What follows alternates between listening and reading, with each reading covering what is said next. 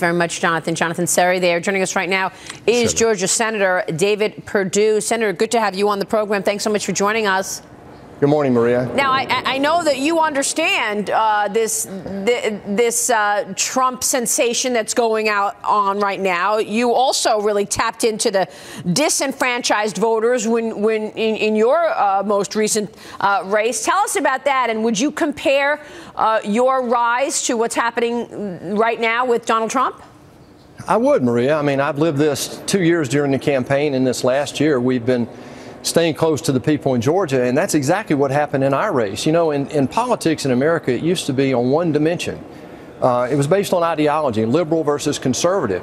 And in my race, we talked about the debt and the economy and jobs and what was wrong in Washington, and we struck a vein. There's a vein of disenfranchised voters in America, and that's what's happening right now. And I think the pendulum has swung to another axis, and it's the political class versus everybody else. Disenfranchisement means that I don't feel like that I have any say in the results in Washington, and that's what I hear back home. I think you're going to see it continue in this race. Yeah, but the difference is you talked about debt and deficits, and you talked about substantial issues, and that really resonated with people. Today, people are nervous because they don't see Donald Trump talking about debt and deficits and solutions. They don't really see an actual practical plan for national security, et cetera, other than we were going to build a wall. So how do what about that? Do you worry that Donald Trump is going to sweep it all, and yet at the end of the day, we don't really know what his policies will be? Maria, I'm very concerned. We've had 10 debates, over 23 hours of debate, and you're about the only person individually that's even asked a question about the debt. We don't hear from these candidates what they think about the debt and what they think can be done about it. Not just Trump, but all of them. I've been staying out of this and not endorsing anybody because I'm trying to influence these campaigns to talk about the debt and how the debt interlocks with the global security crisis. Maria, as you know, we're at the point now because of this debt where it's threatening our national security and our ability to defend our country. And that's what we're talking about right now. And I hope to hear that in the coming weeks. Right. Good morning, Senator Perdue. This is Morgan. How are you? Good morning, Morgan. One of the things that I think has been great that you've been one of the only senators to talk about in Washington is term limits and how that ties into the budget process and the debt. Can you tell us a bit more about that? Well, yeah, first of all, the budget process is broken. It's only worked 4 times in the last 40 years since 1974.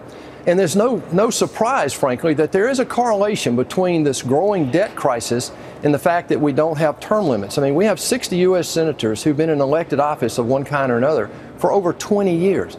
36 senators have been in elected office for more than 30 years. I just don't think the founding mothers and the founding fathers ever had that in mind. It was too onerous to serve in Congress. Today, it's a political class, and that's what you're seeing in the presidential race, and I saw it in my race, is that people want to be heard in Washington, and the political class is not listening. Right. Senator, I want to ask you about the debt with interest rates as low as they are. It's hard to get people nervous about our national debt. And our last guest earlier in the hour was talking about fair share. And I wanted to point out that 45% of Americans, and this hurt Mitt Romney when he was running, 45% of Americans paid no federal income tax.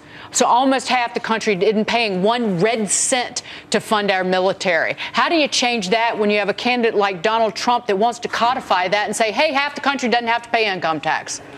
Well, let's first look at the problem. Right now, we are in a 7-year period where we've had fundamentally 0% interest rates. Just the quarter-point Fed fund rate will indirectly cause $50 billion of new interest to have to be paid by the federal government. If interest rates went back to just their 50-year average of only 5%, and I remember double-digit inflation and double-digit interest rates, but if interest rates go back to 5%, we'll be paying $1 trillion of interest by the federal government. That's twice what we spend on our military and equal to our total discretionary spending. Look, we don't have a revenue problem. Last year, we raised almost $3.4 trillion in federal revenue. That's an all-time record. But we spent $3.8 trillion. Now, in 2000, the federal government only spent $2.4 trillion in 2015 dollars, and that's the problem, is that we've had an explosion in the growth of federal government. All right, we will leave it there. Senator, hopefully these conversations will rise, and we will hear more about that and solutions as well. We appreciate you joining us this morning. Thanks, Guy. I love your show. Thank you so much. Senator David Perdue joining us.